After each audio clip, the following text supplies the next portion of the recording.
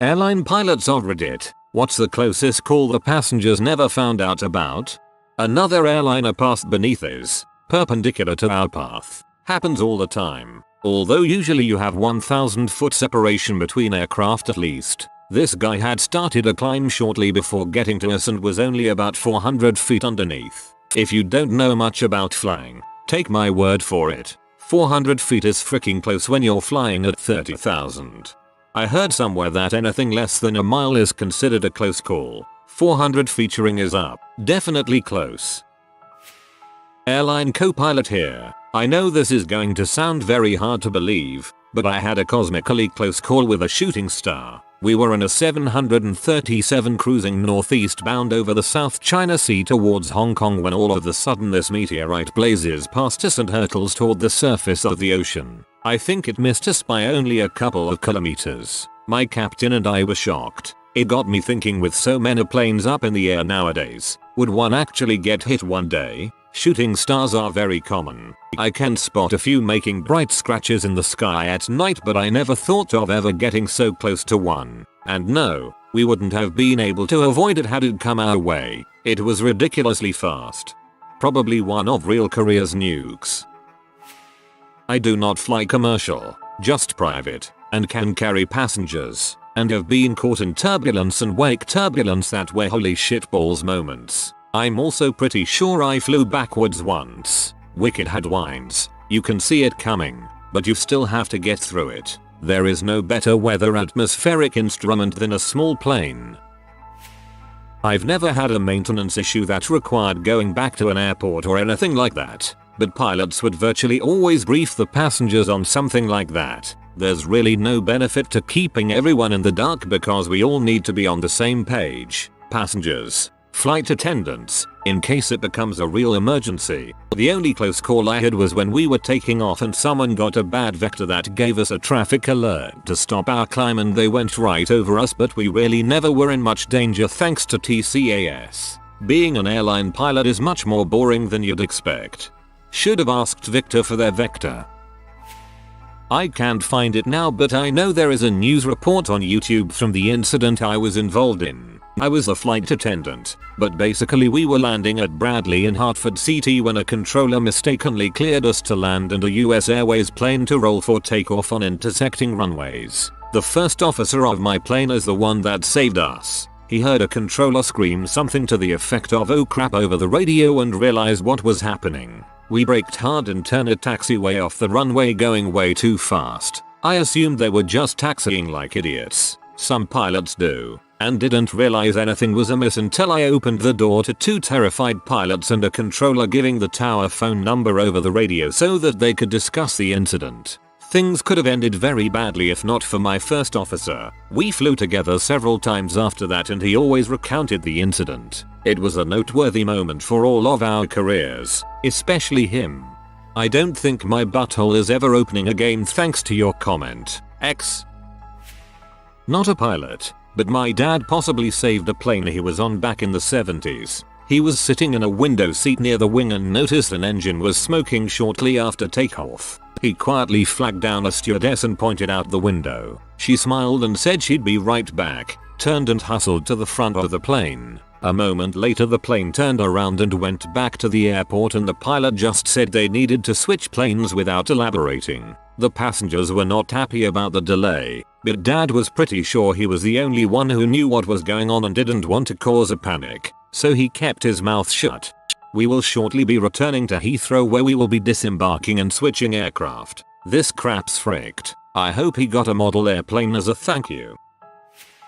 Not an airline pilot, but I regularly fly spoonfuls of food into my son's mouth. The closest call was when I was guiding a spoon of banana yogurt early in the morning. I got distracted when I was drinking my go juice and suddenly the baby had his fangs out and grabbed the spoon, changed the flight path, and altered the course of the spoon towards his nose where a bogey was trailing. The bogey twisted around and then swooped down on top of the spoon. It was a bit of a furball until the spoon changed course again and was hurtling at breakneck speed towards the baby's open mouth with some bogey on its tail. I was able to jink the spoon and maneuver away from the mouth and eventually away from the hostile environment and to safety. He never had a clue what just happened and proceeded to power barf all over the plate.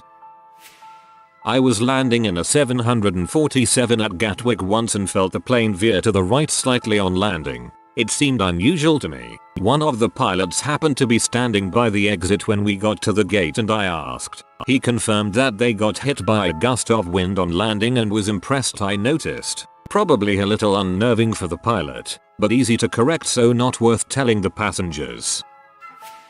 Not a pilot, but my mom worked for the airlines and we flew a lot, so I think I've got better insight into what's normal or not than the average passenger. One time we were coming back to Chicago and I noticed the plane didn't seem to be lined up with the runway. Then we dropped 5,100 feet in about a second. We landed at an odd angle, got a bit of a bounce. Then the whole plane tilted to the right so far that the wingtip was only a foot or so off the ground. The pilot made an announcement apologizing for the rough landing and mumbled something about the crosswinds.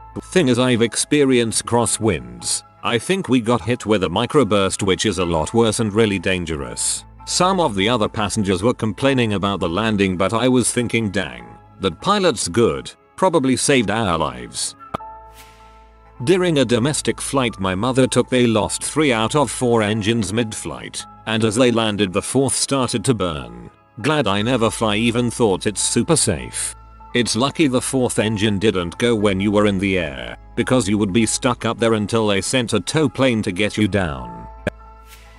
One time I was a passenger who didn't realize how bad the situation was. Basically we were coming in to land, when the plane very jerkily took off again. Essentially, we were almost on the ground, and then went back up very steeply and abruptly. Took a few banking turns that all felt shaky jerky. I threw up for the only time on a plane. Finally landed hard, bounced in, taxied to the gate. No damage or injuries that I know of. Talked to my grandpa later, who flew small planes for years. He thinks the stabilizers went out, meaning the pilot was flying a 737 without some pretty vital hardware through a landing. He said we're lucky that we had an experienced pilot, and are probably lucky to be alive.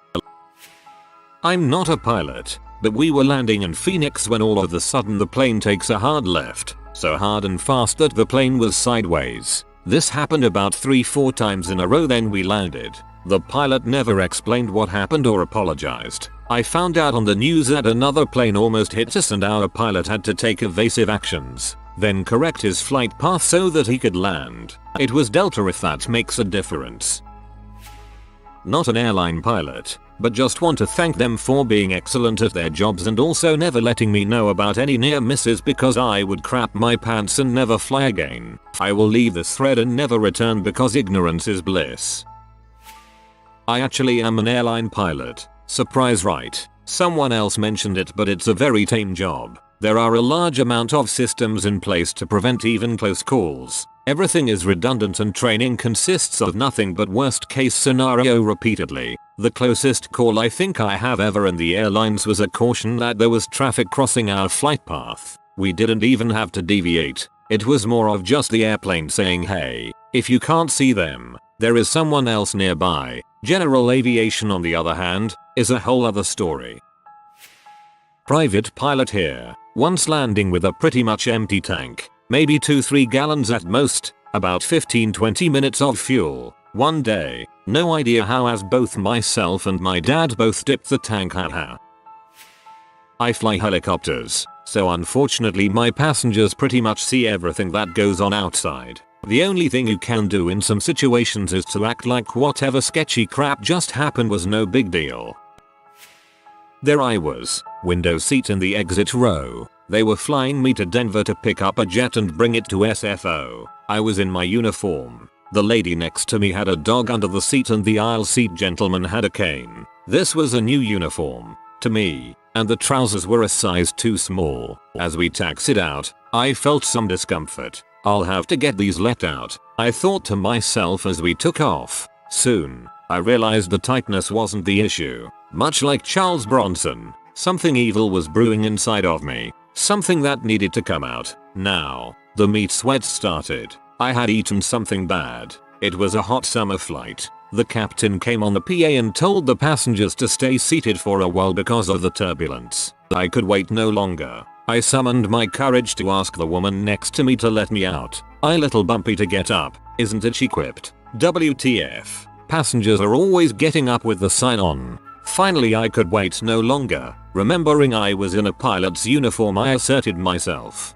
"Ma'am, get up and inform that gentleman he must get up as well." Now, they looked a little scared. They got up. The elderly gentleman grimaced. I felt bad. That bad feeling was replaced with relief as soon as I reached the commode. The stink was probably unbearable near the restroom, but not up by my seat. When I returned, the woman and man thanked me for my bravery. "Must have been pretty bad to get up like that during all the turbulence," he said, slowly lowering his arthritic body down onto his tiny seat. "A real big mess," I casually said, winking to the woman whose dog I may have stepped on accidentally while sitting down.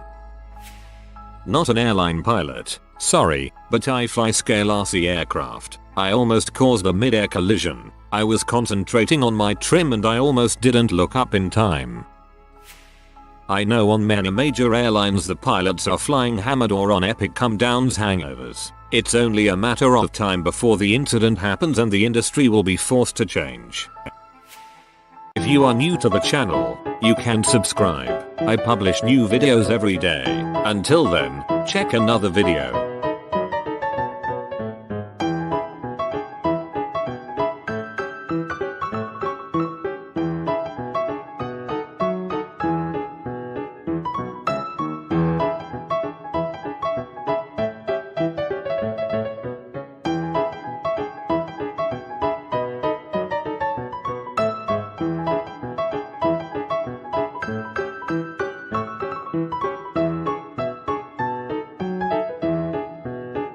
Bye for now.